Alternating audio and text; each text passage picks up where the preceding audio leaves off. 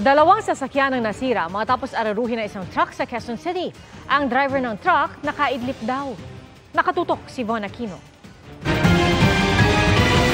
Nag-aabang na makatawid sa intersection ng Camias Road at Kasing-Kasing Street sa Barangay East Camias, Quezon City ang kotseng ito pasado alas 6 ng umaga nang salpukin ito ng rumaragasang truck. Naitulak sa bangketa ang kotse at umandar pa hanggang sa bangketa sa kabilang lane ng truck. Agad rumesponde ang mga pulis at hinold ang suspect. Chinek din nila ang driver ng kotse at nagpatawag ng ambulansya na agad rumesponde sa lugar. Nagkalat din ang mga karga ng truck at ang nakalas na bumper ng nabanggang kotse. May narinig po kaming malakas na kalabog. Paglabas po namin, yun po tumambad po sa amin yung sasakyan po na wasak po. He's conscious naman pero medyo may mga tama sa nguso, mga dugo-duguan. He's complaining about chest pains. Pero bago pa masalpok ang puting kotse, isang hatchback ang naunang binangga ng truck.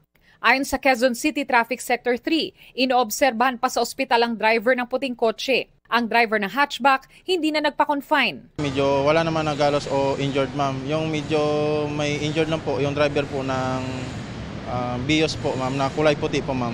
Ng driver ng truck, ma'am, medyo may minor injury po, ma'am, dito sa may kanan na binti niya, ma'am. Ayaw naman nagpadala ng ospital, ma'am, kaya naman po niya, ma'am.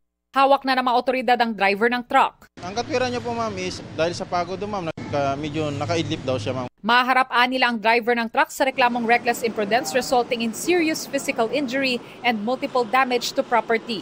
Sinubukan namin kausapin ang driver ng truck pero hindi niya kami kinibo. Nasira ang street sign at bahagi ng wheelchair ramp ng isang bangko sa lugar. Ayon sa barangay, ikatlong disgrasya na ito sa naturang intersection. Dahil sa mga aksidente sa intersection na ito, plano raw ng Barangay East Camias na i-request sa Quezon City Engineering na lagyan ito ng yellow box at rumble strip para maalerto ang mga daraan dito.